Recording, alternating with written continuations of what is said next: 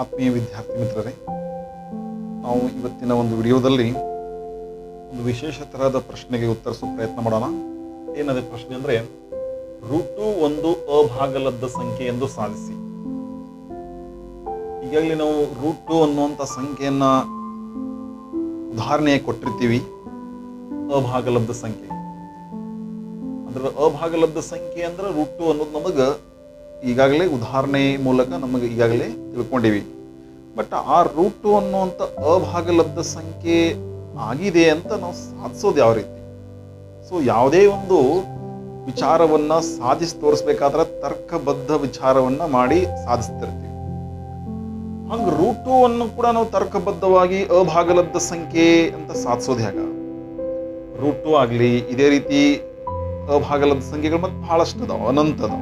Root 3, root 5, root 7 ಯಾವ್ಯಾವ ವರ್ಗಮೂಲ ಅವುಗಳ ಸಿಗುವುದಿಲ್ಲವು, ನಿಖರವಾಗಿ ವರ್ಗಮೂಲ ಸಿಗೋದಿಲ್ಲ. ಈಗ ನೋಡ್ರಿ, ರೂಟ್ 4 ಇದು ಅಭಾಗಲಬ್ಧ ಸಂಖ್ಯೆನಲ್ಲ, ಯಾಕಂದ್ರೆ ರೂಟ್ 4ರ ವರ್ಗಮೂಲ 2, ಅದರ ರೂಟ್ 2, 2ರ ವರ್ಗಮೂಲ ಗೊತ್ತಿಲ್ಲ. ಸೊ ಯಾವುಗಳ ವರ್ಗಮೂಲ ಸಿಗುವುದಿಲ್ಲ ಅವುಗಳನ್ನ ನಾವು ಅಭಾಗಲಬ್ಧ ಸಂಖ್ಯೆ ಅಂತ ಕರಿತೀವಿ. ನಿಖರವಾಗಿ ಅವುಗಳ ಮೂಲ ಸಂಖ್ಯೆ, ವರ್ಗಮೂಲ ಸಿಗುವುದಿಲ್ಲ ಅವುಗಳನ್ನ ಅಭಾಗಲಬ್ಧ ಸಂಖ್ಯೆ ಉದಾಹರಣೆ ಕೊಡ್ತಿರ್ತೀವಿ. ಹಾಗಾದ್ರೆ ರೂಟು ಒಂದು ಅಭಾಗಲಬ್ಧ ಸಂಖ್ಯೆ ಅಂತ ನಮ್ಗೆ ಗೊತ್ತದ, ಬಟ್ ಅದನ್ನು ಪ್ರೂಫ್ ಹೆಂಗ್ ಮಾಡೋದು? ಸೊ ಇದಕ್ಕೊಂದು ವಿಶೇಷವಾದ ಪದ್ಧತಿ ಇದೆ. ಈ ಅಭಾಗಲಬ್ಧ ಸಂಖ್ಯೆಗಳನ್ನ ಅಭಾಗಲಬ್ಧ ಸಂಖ್ಯೆ ಅಂತ ಪ್ರೂವ್ ಮಾಡಕ್ಕೆ ಒಂದು ವಿಶೇಷ ಪದ್ಧತಿ ಇದೆ. ಆ ಪದ್ಧತಿ ಏನಂತ ಕರೀತಾರೆ? ವಿರೋಧಾಭ್ಯಾಸ ಪದ್ಧತಿ ಅಥವಾ ಕಾಂಟ್ರಡಿಕ್ಷನ್ ಮೆಥಡ್. ಸೊ ಆ ಕಾಂಟ್ರಡಿಕ್ಷನ್ ಮೆಥಡ್ ವಿಧಾನ ಏನಿದೆ ಅಂತ ನಾವು ಅರ್ಥ ಮಾಡ್ಕೊಂಡು ಇದನ್ನು ಸಾಧಿಸೋ ಪ್ರಯತ್ನ ಮಾಡೋಣ. ಏನ್ ಮಾಡ್ಬೇಕಪ್ಪ ಅಂದ್ರೆ, ಈ ಒಂದು ಅಭಾಗಲಬ್ಧ ಸಂಖ್ಯೆ ಸಾಧಿಸಿ ಅಂತ ಕೊಟ್ಟಾಗ, ಸೊ ಇದೇನದಲ್ಲ ಇದ್ರ ವಿರುದ್ಧ ಊಹೆ ಮಾಡ್ಕೋಬೇಕು.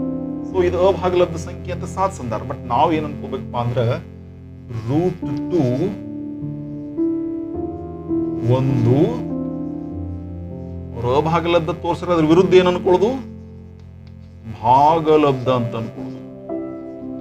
ಭಾಗಲಬ್ಧ ಸಂಖ್ಯೆ ಎಂದು ಊಹಿಸೋಣ. ಇದು ಅಭಾಗಲಬ್ಧ ಅಲ್ಲ, ಭಾಗಲಬ್ಧ ಅಂತ ನಾವು ಊಹೆ ಮಾಡ್ಕೊಳ್ಳೋಣ. ಹಾಗಾದ್ರೆ ನಮ್ಮ ಭಾಗಲಬ್ಧ ಸಂಖ್ಯೆ ವ್ಯಾಖ್ಯೆ ಪ್ರಕಾರ ಈ ರೂಟು ಒಂದು ಭಾಗಲಬ್ಧ ಸಂಖ್ಯೆ ಆಗಿತ್ತು ಅಂದ್ರೆ ಇದನ್ನ ಯಾವ ರೀತಿ ಬರೆಯಕ್ಕೆ ಸಾಧ್ಯ ಆಗ್ತಿತ್ತಪ್ಪ ಅಂದ್ರೆ, P/Q.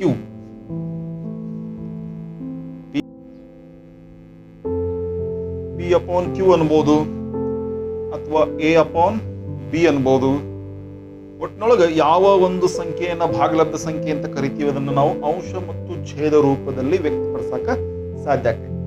ಹಾಗಾದ್ರೆ ಇಲ್ಲಿರುವ P ಮತ್ತು Qಗಳು ಏನಾಗಿರ್ಲಿ ಅಂತ ಕೇಳಿದ್ರೆ, ಇವು ಪೂರ್ಣಾಂಕಗಳಾಗಿರ್ಲಿ. ಅಂಶ ಮತ್ತು ಛೇದ P ಮತ್ತು Q ಪೂರ್ಣಾಂಕಗಳಾಗಿರ್ಲಿ. ಮತ್ತೊಂದು ವಿಶೇಷವಾಗಿ ಏನಾಗಿರ್ಲಿ, ಈ ಛೇದ Q0 ಆಗಿರದೇ ಇರಲಿ. ಇದು ಭಾಗಲಬ್ಧ ಸಂಖ್ಯೆಯ ವ್ಯಾಖ್ಯಾನ. ಹಾಗಾದ್ರೆ ಇಷ್ಟಲ್ಲ, ಇನ್ನೊಂದು ಊಹೆಯನ್ನ ಇದ್ರಾಗ ಸೇರಿಸೋಣ. ಏನಪ್ಪಾ ಅಂದ್ರೆ, ಈ P/Q ಏನದಾವ ಇವು ಅತ್ಯಂತ ಸಂಕ್ಷಿಪ್ತ ರೂಪದಲ್ಲಿರಲಿ. ಅಂದ್ರೆ P ಮತ್ತು Qಗಳು ಯಾವುದೇ ಸಾಮಾನ್ಯ ಅಪವರ್ತನಗಳನ್ನ ಹೊಂದದೇ ಇರಲಿ.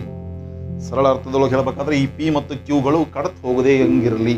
ಸೊ ಅಂಶ ಮತ್ತು ಛೇದ ಯಾವುದೇ ಇದ್ರೂ ಅವುಗಳು ಕಡತ್ ಹೋಗದೇ ಇರುವಂತಹ ಇದಕ್ಕೇನಂತ ಕರೀತಾರಪ್ಪ ಅಂದ್ರೆ, ಈ P ಮತ್ತು Q ಹೆಂಗಿರಲಿ ಅಂದ್ರೆ ಸಹ ಅವಿಭಾಜ್ಯಗಳಾಗಿರಲಿ. ಏನ್ ಬರೀ ಮತ್ತು ಹಾಗೂ PQಗಳು ಸಹ ಅವಿಭಾಜ್ಯ ಸಂಖ್ಯೆಗಳು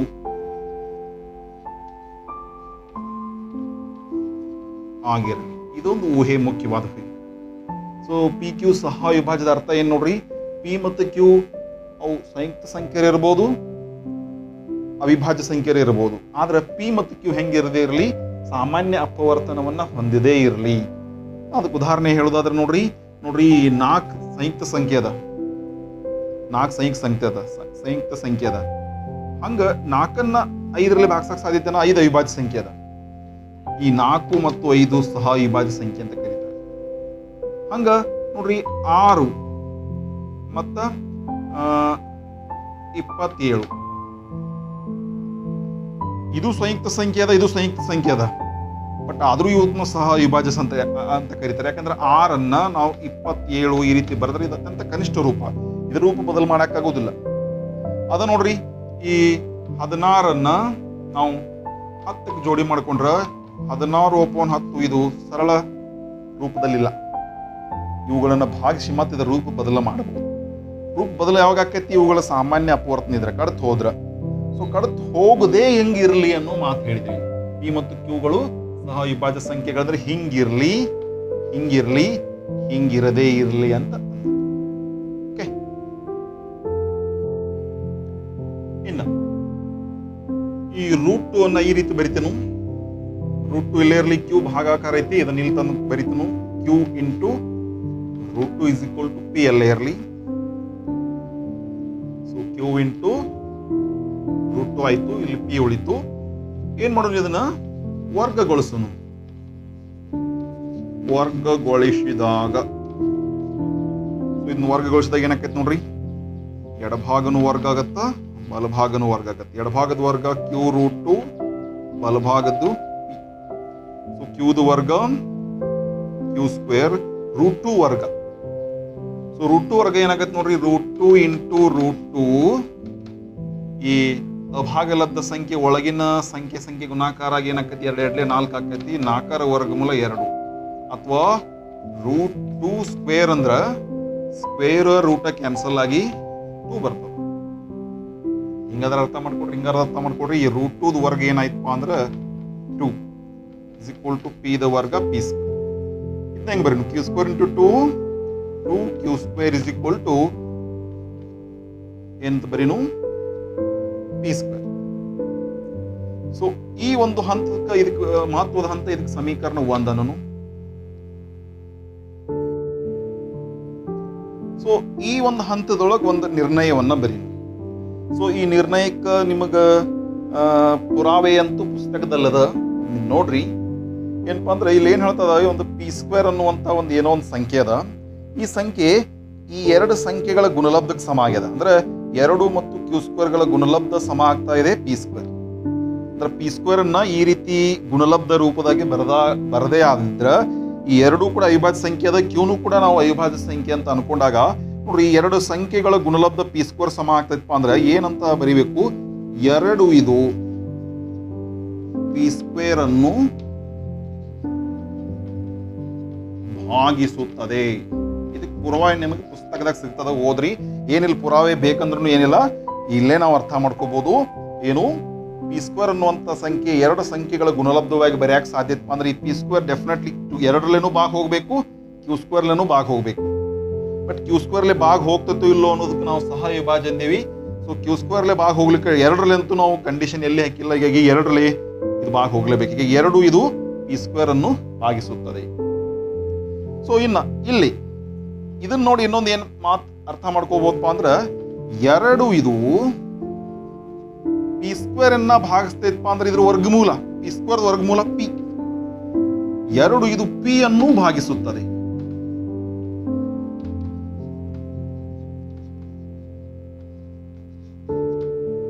ಸೊ 2 ಇದು ಪಿ ಸ್ಕ್ವೇರ್ ಅನ್ನ ಭಾಗಿಸ್ತಿತ್ತು ಅಂದ್ರೆ ಇದನ್ನ ಆಧಾರವಾಗಿ ಇಟ್ಕೊಂಡು 2 ಇದು ಪಿ ಅನ್ನು ಕೂಡ ಭಾಗಿಸುತ್ತದೆ ಅಂತ ನಾವು ನಿರ್ಣಯ ಕೈಗೊಳ್ಳಬಹುದು.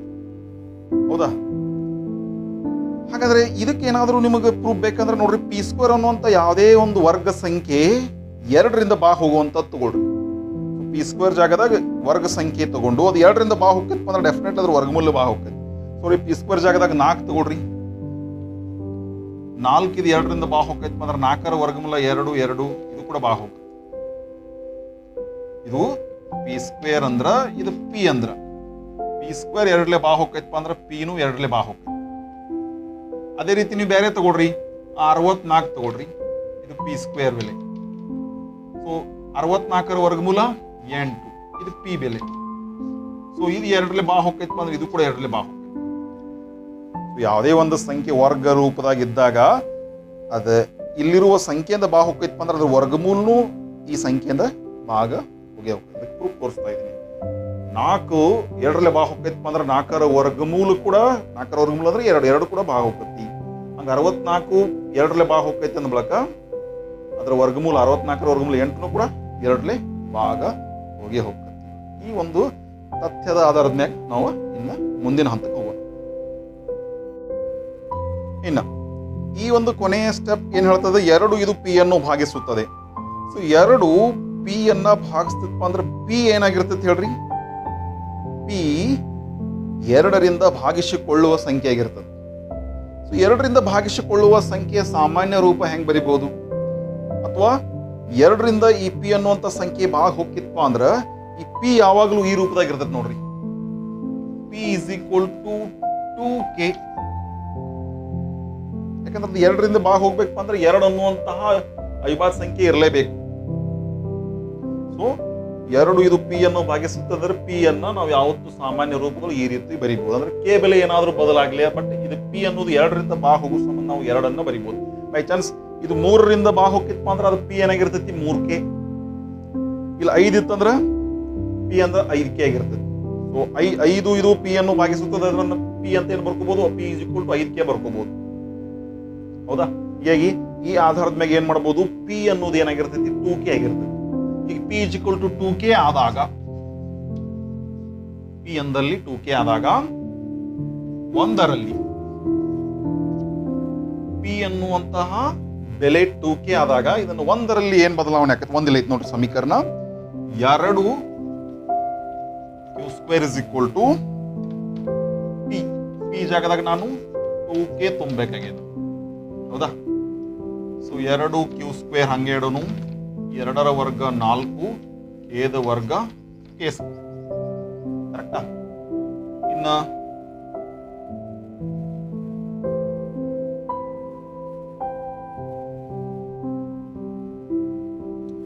4k² ಮೊದಲು ಬರೋದು,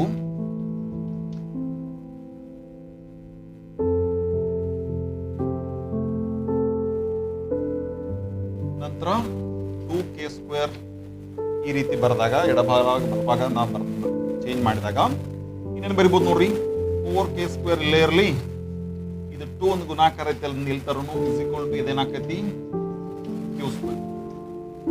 ಇದು 2 ಒಂದಲೇ 2 ಎರಡಲೇ ಕ್ಯಾನ್ಸಲ್ ಆಗಿದ್ದು 2k² is equal to q² ಆಗುತ್ತೆ. ಹೌದಾ? ಮಾಡಿದ್ದೇನು ಓದಾಯ್ತಲ್ಲ. ಇನ್ನು ಈಗ ಎಡಬಲ ಬದಲು ಮಾಡೀನಿ, ಈ 2 ಇದ್ದದ್ದು ಇಲ್ಲಿ ಗುಣಾಕಾರದ್ದು ಇಲ್ಲಿ ಒಂದು ಭಾಗಾಕಾರ, ಇಲ್ಲಿ 2k². ಇನ್ನು 2k² is equal to q² ಅಂದ್ರೆ ಇಲ್ಲಿ ತೆಗೆದುಕೊಂಡ ನಿರ್ಣಯಗಳನ್ನ ಇಲ್ಲಿ ತೆಗೆದುಕೊಳ್ಳೋಣ. ನೋಡ್ರಿ, ಈ q² ಅನ್ನುವಂತ ಸಂಖ್ಯೆ 2 ಸಂಖ್ಯೆಗಳ ಗುಣಲಬ್ಧಕ್ಕೆ ಸಮ ಆಗೈತಪ್ಪ ಅಂದ ಬಳಕ ಈ ಗುಣಲಬ್ಧಕ್ಕೆ ಸಮ ಆಗಿರೋ ಪ್ರತಿಯೊಂದು ಸಂಖ್ಯೆನೂ ಕೂಡ q² ಭಾಗ ಹೋಗ್ತೈತಿ ಅಂದಂಗೆ. ಅಂದ್ರೆ ಏನಪ್ಪಾ ಅಂದ್ರೆ ನಾವು 2 ಇದು q² ಅನ್ನು ಭಾಗಿಸುತ್ತದೆ. ಆಮೇಲೆ 2 ಇದು q² ಅನ್ನ ಭಾಗಿಸ್ತೈತಪ್ಪ ಅಂದ್ರ ಇಲ್ಲಿ ಹೆಂಗೆ ನಾವು ನಿರ್ಣಯ ತಗೊಂಡಿಲ್ಲ ಹಂಗೆ ಇಲ್ಲಿ ಕೂಡ 2 ಇದು q ಅನ್ನು ಭಾಗಿಸುತ್ತದೆ ಅಂತ ನಿರ್ಣಯವನ್ನ ಬರೀಬಹುದು. ಸೊ ಈ ಒಂದು ನಿರ್ಣಯ ಮತ್ತು ಈ ಒಂದು ನಿರ್ಣಯ, ಇವೆರಡೂ ನಿರ್ಣಯಗಳನ್ನ ನಾವು ನೋಡುವುದಾದ್ರೆ ಇದಕ್ಕೆ ಆಧಾರ ಅದಾವು. ಇವುಗಳಲ್ಲೇ ನಾವು ಯೋಚನೆ ಮಾಡೋ ತರ್ಕಬದ್ಧ ಯೋಚನೆಗೆ ಆಧಾರ ಅದಾವು. ಇವೆರಡು ಆಧಾರಗಳನ್ನ ನೋಡಿ ಏನನ್ನ ವಿಚಾರ ಮಾಡ್ಬೋದಪ್ಪ ಅಂದ್ರೆ ಪಿ 2ರಿಂದ ಭಾಗ ಹೋಗ್ತೈತಿ, ಕ್ಯೂನು ಕೂಡ 2ರಿಂದ ಭಾಗ ಹೋಗ್ತೈತಿ, ಪಿ ಮತ್ತು ಕ್ಯೂಗಳು 2ರಿಂದ ಭಾಗ ಹೋಗ್ತೈತಿ. ಅರ್ಥ ಏನು? ದೇರ್ ಫೋರ್ ಪಿ ಮತ್ತು ಕ್ಯೂಗಳು ಕನಿಷ್ಠ 2 ಸಾಮಾನ್ಯ ಅಪವರ್ತನವನ್ನಾಗಿ ಹೊಂದಿವೆ. ಸೊ ಇದರಿಂದ ಪಿ ದೊಳಗು 2 ಅಡಗೆ ಅದ. ಯಾಕಂದ್ರೆ 2 ಇದು ಪಿ ಅನ್ನು ಭಾಗಿಸುತ್ತದೆ ಅಂದ್ರೆ ಪಿ ಅನ್ನು 2k ರೂಪದಾಗ ಬರಿಬಹುದು. ಹಂಗಿಲ್ಲಿ ಹೇಳಿದಂಗ ಕ್ಯೂ ಅನ್ನು ಕೂಡ ಏನ್ ಮಾಡ್ಬೋದು, ಈ 2 ಇದು ಕ್ಯೂ ಅನ್ನು ಭಾಗಿಸುವುದಂದ್ರೆ ಕ್ಯೂನು ಕೂಡ ಏನಾಗಿರ್ತದಪ್ಪ ಅಂದ್ರೆ ಅದು 2ರಿಂದ ಭಾಗ ಹೋಗೋ ಸಂಖ್ಯೆ ಆಗಿರ್ತದೆ. ಹೀಗಾಗಿ ಪಿ ಮತ್ತು ಕ್ಯೂಗಳು ಏನು ಹೊಂದ್ಯಾವಪ್ಪ ಅಂದ್ರೆ ಏನಿಲ್ಲಂದ್ರೂ ಕನಿಷ್ಠ ಎರಡನ್ನಾದ್ರೂ ಸಾಮಾನ್ಯ ಅಪವರ್ತನವನ್ನ ಹೊಂದಿವೆ. ಸಾಮಾನ್ಯ ಅಪವರ್ತನ ಹೊಂದಿದ್ದು ಅವು ಏನಾಗ್ತಾವು, ಕಡ್ತು ಹೋಗ್ತಾವು ಅನ್ನ. ಬಟ್ ನಾವು ಅಂದಿದ್ದೇನು, ಪಿ ಮತ್ತು ಕ್ಯೂಗಳು ಸಹವಿಭಾಜ್ಯ ಸಂಖ್ಯೆಗಳು ಅಂತ ಅಂದಿದ್ವಿ. ಅಂದ್ರೆ ಕಡ್ತು ಹೋಗದೇ ಇರಲಿ, ಭಾಗ ಕಡ್ತಾ ಹೋಗದೇ ಇರಲಿ ಅಂತ ಅನ್ಕೊಂಡಿದ್ದು. ಬಟ್ ಇಲ್ಲಿ ನಿರ್ಣಯ ಏನು ಬಂತು ನಮ್ಮದು, ಪಿ ಮತ್ತು ಕ್ಯೂಗಳು ಕನಿಷ್ಠ ಎರಡು ಸಾಮಾನ್ಯ ಅಪವರ್ತನ ಹೊಂದಿವೆ ಅಂದ್ರೆ ಇವು ಕಡ್ತು ಹೋಗ್ತಾವು, ಭಾಗ ಹೋಗ್ತಾವು ಅನ್ನೋ ವಿಚಾರ ನಮಗ ನಿರ್ಣಯಕ್ಕೆ ಬಂದು. ಬಟ್ ಇದೇನಿದಲ್ಲ, ಇದು ನಮ್ಮ ದತ್ತ ಊಹೆಗೆ ವಿರುದ್ಧವಾದ ವಿಚಾರ ನಮಗೆ ಬೆಳಕಿಗೆ ಬಂತು. ಸೊ ಈ ಒಂದು ವಿಚಾರವನ್ನು ನಾವಿಲ್ಲಿ ಒಪ್ಕೊಳ್ಳೋಣ. ಏನಪ್ಪಾ ಅಂದ್ರ, ಇದು ನಮ್ಮ ದತ್ತ ಊಹೆಗೆ ವಿರುದ್ಧವಾಗಿದೆ. ನಮ್ಮ ದತ್ತ ಊಹೆಗೆ ಈ ಒಂದು ನಿರ್ಣಯ ವಿರುದ್ಧವಾಗಿದೆ. ಹಂಗಾದ್ರ therefore ನಮ್ಮ ಊಹೆ ತಪ್ಪು. ಸೊ ಇದು ನಮ್ಮ ವಿರುದ್ಧ ಊಹೆಗೆ, ಇದು ನಮ್ಮ ದತ್ತ ಊಹೆಗೆ ವಿರುದ್ಧವಾದ ನಿರ್ಧಾರ ಅಂದ್ರೆ ನಾವು ಏನು ಊಹೆ ಮಾಡಿದ್ವಲ್ಲ ಆ ಊಹೆ ತಪ್ಪು. ಏನು ಊಹೆ? ಇದೇ ಊಹೆ, ಒಂದು ಭಾಗಲಬ್ಧ ಸಂಖ್ಯೆ ಅನ್ನೋದು ತಪ್ಪು, ಅಥವಾ ಪಿ ಮತ್ತು ಕ್ಯೂಗಳು ಸಹವಿಭಾಜ್ಯ ಸಂಖ್ಯೆಗಳು ಅನ್ನೋದು ತಪ್ಪು. ಹಾಗಾದ್ರೆ ಇವೆರಡೂ ತಪ್ಪು ಅನ್ನುವಂಥ ನಿರ್ಧಾರವನ್ನ ಕೊಡ್ತಾ ಇದಾವೆ. ಅಂದ್ರೆ ನಾವು ನಮ್ಮ ನಿರ್ಣಯವನ್ನ ಬದಲಿಸ್ಕೊಳ್ಬೇಕಾಗ್ಯದ. ಏನು? ನಮ್ಮ ಊಹೆ ತಪ್ಪು, ನಾವು ಮಾಡಿರೋ ಊಹೆ ತಪ್ಪು. ಹಾಗಾದ್ರೆ ಸರಿಯಾದ ಊಹೆ ಏನು, ಸರಿಯಾದ ನಿರ್ಧಾರ ಏನು ಅಂತ ಕೇಳಿದ್ರೆ √2 ಒಂದು ಅಭಾಗಲಬ್ಧ ಸಂಖ್ಯೆ. therefore ನಮ್ಮ ಊಹೆ ತಪ್ಪು ಅಂದ್ರೆ ನಮ್ಮ ನಿರ್ಣಯ ಏನಾಗಬೇಕಾಗಿತ್ತು, ಖಚಿತವಾದ ನಿರ್ಣಯ ಏನು, √2 ಒಂದು ಅಭಾಗಲಬ್ಧ ಸಂಖ್ಯೆ. ಹಂಗಾದ್ರ √2 ಒಂದು ಅಭಾಗಲಬ್ಧ ಸಂಖ್ಯೆ ಎಂದು ಸಾಧಿಸಿ ಅನ್ನಕ್ ನಾವು ಈ ಒಂದು ವಿರೋಧಾಭ್ಯಾಸ ಅಥವಾ ಕಾಂಟ್ರಡಿಕ್ಷನ್ ಮೆಥಡ್ಲೆ ನಾವು ಈ ರೀತಿ ಪ್ರೂವ್ ಮಾಡಬಹುದು. ಸೊ ಈ ಪ್ರೂಫ್ಗ ವಿಶೇಷವಾದ ವಿಧಾನವನ್ನು ಅನುಸರಿಸಿವಿ. ಈ ವಿಧಾನವನ್ನ ನೀವು ಖಂಡಿತವಾಗಿಯೂ ನೆನಪಿಟ್ಕೋಬೇಕು, ಯಾಕಂದ್ರೆ ಇದು ಬಹಳ ಮುಖ್ಯವಾದ ಪ್ರಶ್ನೆ. ಸೊ ನಾವು ಈ √2 ಅನ್ನುವಂತಹ ಉದಾಹರಣೆಯನ್ನು ಬಿಡಿಸಿ ನೋಡಿವಿ. ನಿಮಗೆ ಇದು √3 ಕೇಳಬಹುದು, √5 ಕೇಳಬಹುದು, √7 ಕೇಳಬಹುದು, √10 ಕೇಳಬಹುದು. ಹೀಗೆ ಯಾವ್ಯಾವ ಅಭಾಗಲಬ್ಧ ಸಂಖ್ಯೆಗಳದಾವ ಎಲ್ಲವನ್ನೂ ಕೇಳಬಹುದು. ಬಟ್ ಈ ವಿಧಾನ, ಇದರಲ್ಲಿರುವ ಅಕ್ಷರಗಳು, ಇದರಲ್ಲಿರುವ ಎಲ್ಲಾ ಹಂತಗಳು ಅವು ಕೂಡ ಒಂದೇ ರೀತಿ ಇರ್ತಾವ. ಹೆಂಗಪ್ಪ ಅಂದ್ರೆ ನಾವ್ ಇಲ್ಲಿ √3 ತಗೊಂಡಾಗ ಏನಾಕೈತಿ ನೋಡ್ರಿ, ಇಲ್ಲಿ 3 ಆಗತ್ತ, ಇಲ್ಲಿ 3, ಇಲ್ಲಿ 3, ಇಲ್ಲಿ 3 ಬರ್ತದ, ಇಲ್ಲಿ 3 ಬರ್ತದ. ಅವಾಗ ಇಲ್ಲಿ ಇದು 3 ಇದು ಅಂತ ಇಲ್ಲಿ 3 ಬರ್ತದ. ಇಲ್ಲಿ 2k ತಗೊಳ್ಳೋ ಬದ್ಲಿ 3k ತಗೋಬೇಕಾಗ್ತೈತೆ √3 ಇದ್ದಾಗ. ಹಂಗಿಲ್ಲಿ 3q² ಆಗತ್ತ, ಇಲ್ಲಿ 9, ಇಲ್ಲಿ 3 ತುಂಬಂತಲೇ ಇದು 9k² ಆಗತ್ತ. ಆಮೇಲೆ ಇಲ್ಲಿ ಮತ್ತು 3k² q² ಆಗತ್ತೆ. ಇಲ್ಲಿ 3 ಬರುತ್ತೆ, ಇಲ್ಲಿ 3 ಬರುತ್ತೆ, ಇಲ್ಲಿ 3 ಬರುತ್ತೆ. ಈಗ √3 ಇದ್ದಾಗ, ಹಂಗೆ √5 ಇದ್ದಾಗ, √7 ಇದ್ದಾಗ ಈಗ ಏನ್ ಬದಲಾಗ್ತೈತಿ ಅನ್ನೋದನ್ನ ನೀವು ಸ್ವಲ್ಪ ಬದಲಾವಣೆ ಮಾಡ್ಕೊಡಿ. ನೋಡ್ರಿ, √3 ಇದ್ದಾಗ ಇಲ್ಲೆಲ್ಲೆಲ್ಲಿ 2 ಇದ್ದಲ್ಲಿ 3 ಹಾಕಿಬಿಡ್ಬೇಕು. √5 ಇದ್ದಾಗ ಇಲ್ಲೆಲ್ಲೆಲ್ಲಿ 2 ಐತಲ್ಲಿ 5 ಹಾಕಿಬಿಡ್ಬೇಕು. ಸೊ ವಿಧಾನ ಅರ್ಥ ಮಾಡ್ಕೊಳ್ಳೋ ಪದ್ಧತಿ, ಬರೆಯುವಂತ ರೀತಿ ವಿಧಾನ ಇದೇ ಇದೆ. ಈಗ ಇದನ್ನೆಲ್ಲರೂ ಕೂಡ ಪರ್ಫೆಕ್ಟ್ ಮಾಡ್ರಿ. ಈ ಒಂದು ವಿಧಾನವನ್ನ ಕರೆಕ್ಟಾಗಿ ಅರ್ಥ ಮಾಡ್ಕೊಂಡು ಕಲ್ತಿದ್ದೆ ಆದ್ರೆ ನಿಮಗೆ ಪರೀಕ್ಷೆಯಲ್ಲಿ ಇದು ಖಂಡಿತವಾಗಿ ಬರುವಂತ ಪ್ರಶ್ನೆ. ಇನ್ನು ಇದನ್ನು ಹೊರತುಪಡಿಸಿ ಮತ್ತೂ ಕೆಲವೊಂದಿಷ್ಟು ಪ್ರಶ್ನೆಗಳದಾವು, ಅವುಗಳನ್ನ ಮುಂದಿನ ವಿಡಿಯೋದಲ್ಲಿ ಮಾಡೋಣ. ಇದನ್ನ ಪ್ರಾಕ್ಟೀಸ್ ಮೇಕ್ಸ್ ಮ್ಯಾನ್ ಪರ್ಫೆಕ್ಟ್ ಮಾಡ್ರಿ. ಪ್ರಮೇಯಗಳನ್ನ ಯಾವ ರೀತಿ ನಾವು ರೂಢಿ ಮಾಡ್ಕೊಂಡಿರ್ತೀವಲ್ಲ, ಈ ವಿಧಾನ ಕೂಡ ನೀವು ರೂಢಿ ಮಾಡ್ಕೊಳ್ಳೋ ಅವಶ್ಯಕತೆ ಇದೆ ಅಂತ ಹೇಳಿ ಈ ಒಂದು ವಿಡಿಯೋನ ಇಲ್ಲೇ ಮುಗಿಸ್ತಾ ಇದ್ದೀನಿ. ಇದಕ್ಕೆ ಸಂಬಂಧಪಟ್ಟಂಗೆ ನೀವು ಕೂಡ ಪ್ರಾಕ್ಟೀಸ್ ಮಾಡಿ ಪರ್ಫೆಕ್ಟ್ ಆಗ್ರಿ ಅಂತ ಹೇಳ್ತಾ, ನಾನಿಲ್ಲಿ ಕೆಲವೊಂದಿಷ್ಟು ಸೂಚನೆ ಕೊಟ್ಟಿನಿ. ಆ ಸೂಚನೆ ಪ್ರಕಾರ ನೀವು √3, √5, √7, √10 ಈ ರೀತಿ ಅಭಾಗಲಬ್ಧ ಸಂಖ್ಯೆಗಳನ್ನ ಈ ರೀತಿ ವಿಧಾನದೊಳಗೆ ಮಾಡಿ ಪರ್ಫೆಕ್ಟ್ ಆಗ್ರಿ ಅಂತ ಹೇಳ್ತಾ ಈ ವಿಡಿಯೋನ ಇಲ್ಲೇ ಮುಗಿಸ್ತಾ ಇದ್ದೀನಿ. ಧನ್ಯವಾದಗಳು.